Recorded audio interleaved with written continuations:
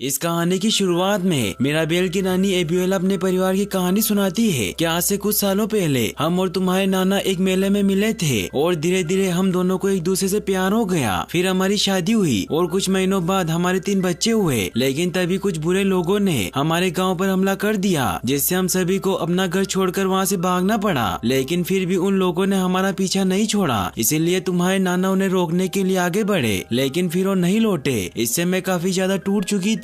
लेकिन हमारे इस बुरे वक्त में हमें एक करिश्मा मिला और मेरी कैंडल कभी न बुझने वाली एक जादुई शम्मा में बदल गई और उस शम्मा ने उनके रहने के लिए एक जादुई आशाना बनाया, जिसे उन्होंने एनकांटो नाम दिया। धीरे धीरे वो करिश्मा बढ़ता गया और उसने उनके रहने के लिए एक घर बनाया, जिसको इस मूवी में कसीदा नाम दिया गया है, क्योंकि एक जादुई घर था। फिर जब नानी एबियोला के बच्चे बड़े हुए तो उस करिश्मे ने उन्हें एक जादुई तोहफा दिया और जब उनके बच्चे समझदार हुए तो उन्हें भी अपना जादू मिला और उनके परिवार को मिले इन जादुई तोहफों ने उनके घर को जन्नत बना दिया। फिर नानी एबियोला मिराबेल को कहती है कि तुम आज 5 साल की हो जाओगी, इसीलिए आज रात ये शम्मा तुम्हें अपना जादुई तोहफा देगी और तुम उस तोहफे से अपने गांव की मदद करना और अपने खानदान का नाम रोशन करना। फिर वो घड़ी आ जाती है जब मिराबेल को अपना जादुई गिफ्ट मिलना था, लेकिन मिराबेल को कोई भी जादुई गिफ्ट नहीं मिलता। फिर हमें 10 साल बाद का सीन दिखाया जाता है जहाँ मिराबेल अब बड़ी हो चुकी है और वो अपने पूरे परिवार के साथ गाँव के सभी लोगों की मदद करने जाती है, क्योंकि उनका परिवार गांव के सभी लोगों की कामों में मदद किया करता था। लेकिन मिराबेल से सभी बच्चे उसके परिवार की पावर जानने की जिद करने लगते हैं, तो मिराबेल उन्हें अपने परिवार माद्रिगाल के बारे में बताती है कि मेरी नानी एबियोला को ही वो जादुई शम्मा मिली थी जिसने हमें आशाना दिया।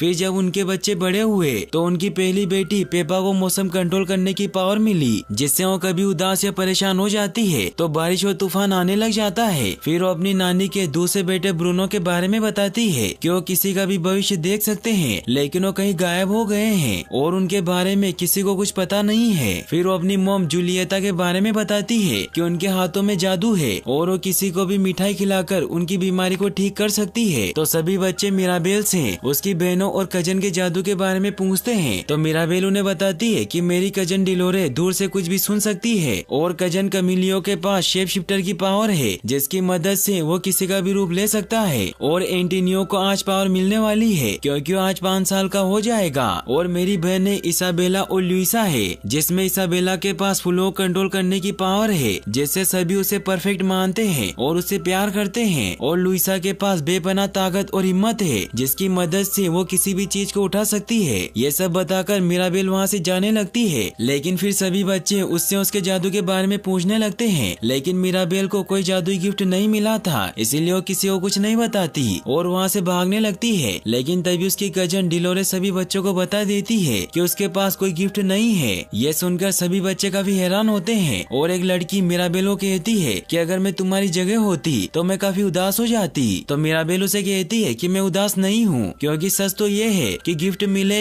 या ना मिले मैं भी उतनी स्पेशल हूँ जितनी की मेरी फैमिली है। फिर मिराबेल घर की तैयारियों में लग जाती है, क्योंकि सभी एंटोनियो गिफ्ट मिलने की खुशी में जश्न मनाने की तैयारी कर रहे होते हैं। मिराबेल भी मदद करने की कोशिश करती है, लेकिन नानी एबियोला उसे मदद करने से मना कर देती है, क्योंकि वो नहीं चाहती थी कि एंटोनियो को भी उसकी तरह गिफ्ट ना मिले। मिराबेल इससे काफी उदास हो जाती है और अपने रूम में आ जाती है, जहाँ एंटोनियो भी मिराबेल के रूम में छिपा होता है, क्योंकि उसे डर लग रहा था कि अगर उसे गिफ्ट नहीं मिला तो उसे भी कोई मिराबेल जैसा स्पेशल नहीं समझेगा। मिराबेल एंटोनियो से कहती है कि डरो मत, तुम्हें तुम्हारा गिफ्ट जरूर मिलेगा और तुम्हारा गिफ्ट सबसे बेस्ट होगा। फिर मिराबेल उसे एक गिफ्ट देती है, क्योंकि एंटोनियो को जादुई गिफ्ट मिलने के बाद वो उसके जादुई रूम में शिफ्ट हो जाएगा। वहीं सभी गांव वाले जश्न मनाने के लिए माद्रिगाल के घर की तरफ बढ़ने लगते हैं। फिर अब वो वक्त आ जाता है जब एंटोनियो गिफ्ट मिलने वाला था, इसीलिए नानी उसे डोर के पास बुलाती है, लेकिन एंटोनियो डर रहा होता है, इसीलिए वो मिराबेल को साथ चलने को कहता है। लेकिन मिराबेल उसे कहती है कि मैं तुम्हारे साथ नहीं आ सकती, क्योंकि अगर एंटोनियो को भी गिफ्ट नहीं मिला तो सभी मिराबेल को मनहूस मानेंगे। लेकिन फिर भी एंटोनियो के रिक्वेस्ट करने पर मिराबेल मान जाती है और वो एंटोनियो को लेकर डोर की तरफ बढ़ने लगती है। फिर एंटोनियो उस कैंडल को छूकर डोर को हाथ लगाता है, जिससे वो डोर एंटोनियो के रूम में बदल जाता है और उसे जानवरों से बात करने की पावर मिल जाती है, जिससे सभी जानवर वहाँ आ जाते हैं। इससे एंटोनियो बहुत खुश होता है और सभी गाँव वाले भी खुश होते हैं कि उन्हें नया तोहफा मिला है। फिर वो जश्न मनाने के लिए एंटोनियो के रूम में जाते हैं, जो कि एक बहुत बड़ा रूम था जिसमें पूरा जंगल था। सभी बहुत खुश होते हैं, फिर सभी फोटो क्लिक करवाते हैं, लेकिन कोई मिराबेल को फोटो क्लिक करवाने के लिए नहीं बुलाता। इससे वो काफी उदास हो जाती है क्योंकि उसके पास कोई करिश्मा नहीं था। इसीलिए वो बाहर आ जाती है जहाँ वो रोने लगती है। तभी वो देखती है कि उनका जादुई घर कसीदा टूट रहा है और उसमें दरारें पड़ने लग गई है। यह देखकर मिराबेल काफी परेशान हो जाती है, लेकिन वो दरारें पूरे घर में फैल जाती है और उस जादुई मोमबत्ती की रोशनी भी कम होने लगती है। यह देखकर मिराबेल एंटोनियो के रूम में जाकर सभी को ये बात बताती है कि घर टूट रहा है। यह सुनकर सभी काफी परेशान हो जाते हैं। यह देखकर सभी बाहर आते हैं, लेकिन बाहर सब कुछ ठीक होता है, इसीलिए किसी को उसकी बातों पर यकीन नहीं होता।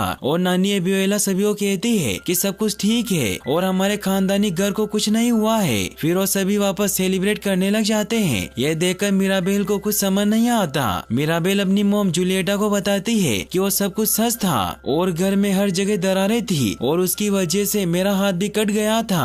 तो जूलिएटा उसे कहती है कि मुझे लगता है कि तुम बहुत परेशान हो। फिर वो उसे मिठाई खिलाती है जिससे मिराबेल की चोट ठीक हो जाती है। तो मिराबेल उन्हें कहती है कि वो मेरा वहम नहीं था, जिस पर जूलिएटा उसे कहती है कि मेरा भाई ब्रूनो भी इसी तरह से भटक गया था और वो भी ऐसी बातें करता था, इसीलिए मैं नहीं चाहती कि तुम्हारे साथ भी ऐसा ही हो। फिर वो उसे आराम करने को कहती है। मिराबेल अपने रूम में जाकर सो जाती है, लेकिन उसे वही बातें याद आने लगती है कि घर टूट रहा है। इसीलिए मिराबेल उस जादुई कैंडल के पास जाती है। तभी नानी एबियोला भी वहाँ आ जाती है और वो काफी उदास हुई रो रही होती है और वो अपने पति से मदद मांगती है क्योंकि उन्हें भी लगता है कि मिराबेल ने जो कुछ भी देखा था वो भविष्य था। इसीलिए वो काफी उदास हो जाती है क्योंकि वो नहीं चाहती थी कि सालों पहले उन्होंने जो दिन देखे थे वो दिन उन्हें वापस न देखने पड़े और कहीं वो वापस बेघर न हो जाए। यही बात उन्हें अंदर ही अंदर खाई जा रही थी। इससे मिराबेल डिसाइड कर लेती है कि वो अपने घर और उस जादुई करिश्मे को बचा कर रहेगी। इसीलिए वो डिलोरा के पास जाती है क्योंकि वो सब कुछ सुन सकती थी। इसीलिए उससे पूछती है कि कल रात जो कुछ भी हुआ था उसके बारे में कोई भी बात नहीं कर रहा है। तो डिलोरे उसे बताती है कि घर के जादू के बारे में लुइसा को भी फिक्र हो रही है क्योंकि कल रात उसकी आंख भड़क रही थी। इसीलिए वो लुइसा से बात करने के लिए उसके पास जाती है, लेकिन तभी डिनर का वक्त हो जाता है। इसीलिए सभी साथ में बैठकर डिनर करने लगते हैं, जहाँ नानी एबियोला सभी को कहती है कि हमें अपने जादू का घमंड नहीं करना चाहिए। इसीलिए आज हम सभी मिलकर दुगनी मेहनत करेंगे